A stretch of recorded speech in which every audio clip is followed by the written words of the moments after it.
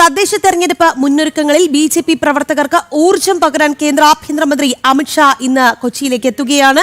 ദ്വിദിന സന്ദർശനത്തിനായി എത്തുന്ന അമിത്ഷാ നാളെ മുതിർന്ന കാര്യകർത്താക്കൾ പങ്കെടുക്കുന്ന സംസ്ഥാന നേതൃയോഗത്തിൽ സംസാരിക്കും. തദ്ദേശ തെരഞ്ഞെടുപ്പ് പ്രവർത്തനങ്ങളും മുന്നൊരുക്കങ്ങളും അവലോകനം ചെയ്യും. വിശദാംശങ്ങളുമായി കൊച്ചിയിൽ നിന്ന് ജിജീഷ് കരുണാകരനാണ് നമുക്കൊപ്പം ചേർന്നത്. ജിജീഷ്, അമിത്ഷാ വൈകിട്ടോടുകൂടി ആണോ എത്തുക? എപ്പോഴാണ് നാളെ നേതൃയോഗം നടക്കുന്നുണ്ട്? എന്തൊക്കെയാണ് കൂടുതൽ വിവരങ്ങൾ?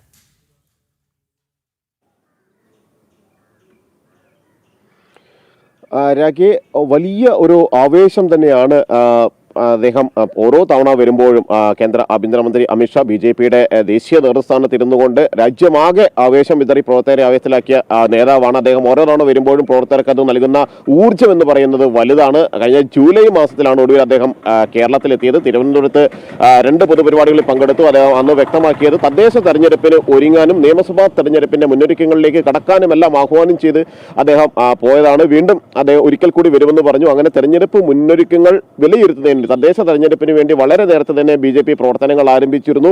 വാർഡ് തലം മുതൽ തന്നെ ശക്തമായ പ്രവർത്തനത്തിലേക്കായിരുന്നു പാർട്ടി കടന്നിരുന്നത്. ആ പ്രവർത്തനങ്ങളുടെ എല്ലാം തന്നെ ഒരു അവലോകനം, സംഘടനാതല അവലോകനം എന്നീ പ്രവർത്തനങ്ങൾക്ക് കൂടിയായാണ് അമിത്ഷാ കൊച്ചിയിലെത്തുന്നത്. ഇന്ന് രാത്രി അദ്ദേഹം ഇവിടെ എത്തും. നാളെയാണ് അദ്ദേഹത്തിന്റെ പൊതുപരിപാടി. നാളെ നേതൃയോഗത്തിലാണ് പങ്കെടുക്കുന്നത്. കൊച്ചി റിനയിൽ നടക്കുന്ന നേതൃയോഗത്തിൽ രാവിലെ അദ്ദേഹം നേതാക്കളെ അഭിസംബോധന ചെയ്ത് സംസാരിക്കും.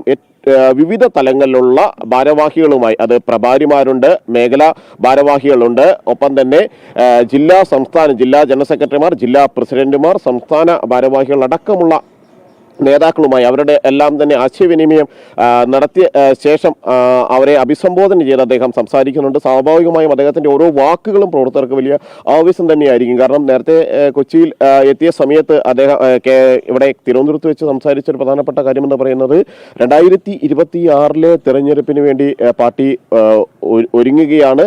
കേരളത്തിൽ വലിയ പ്രതീക്ഷയാണുള്ളത്, വലിയ മുന്നേറ്റം നടത്തുമെന്ന കാര്യങ്ങളെല്ലാം തന്നെ അദ്ദേഹം ചൂണ്ടിക്കാണിച്ചിരുന്നു, വ്യക്തമാക്കുകയും ചെയ്തു. അതുപോലെ തന്നെയാണ് തദ്ദേശ തെരഞ്ഞെടുപ്പിന് ചിട്ടയായ പ്രവർത്തനത്തിലൂടെ വളരെയേറെ മുന്നോട്ട് പോകാൻ പാർട്ടിയെ സംബന്ധിച്ചിടത്തോളം കഴിഞ്ഞിട്ടുണ്ട്, ബി.ജെ.പിയെ സംബന്ധിച്ചിടത്തോളം കഴിഞ്ഞിട്ടുണ്ട്.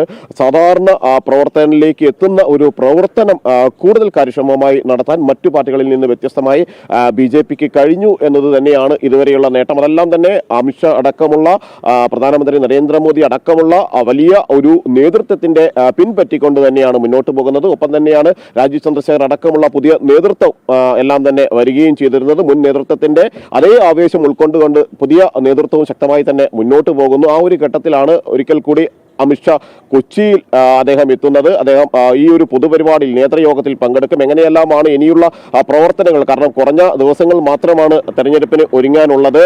അതുകൊണ്ട് തന്നെ വളരെ നേരത്തെയുള്ള പ്രവർത്തനങ്ങൾ ആരംഭിച്ചു കഴിഞ്ഞ പാർട്ടിയെ സംബന്ധിച്ചിടത്തോളം അത് ഒരു ബാലികറ മലയല്ല. മുന്നോട്ടുള്ള അതിവേഗത്തിലുള്ള യാത്ര എന്ന് പറയുന്നതും തദ്ദേശ തെരഞ്ഞെടുപ്പിൽ വിവിധ കോർപ്പറേഷനുകളിലും മുനിസിപ്പാലിറ്റികളിലും പഞ്ചായത്ത് തലത്തിലും എല്ലാം തന്നെ വലിയ വിജയം നേടുക എന്നത് തടസ്സമുള്ള ഒരു കാര്യമല്ല എന്ന് തന്നെ വ്യക്തമാക്കിക്കൊണ്ട് തന്നെയാണ് നേതാക്കൾ കഴിഞ്ഞ ദിവസങ്ങളിലെല്ലാം വന്നത്. അങ്ങനെ ശക്തമായ ഒരു പ്രവർത്തനത്തിലേക്ക് കൂടിയുള്ള മുന്നൊരുക്കങ്ങളുടെ ഭാഗമായിട്ടാണ് അദ്ദേഹം കൊച്ചിയിൽ എത്തുന്നത്.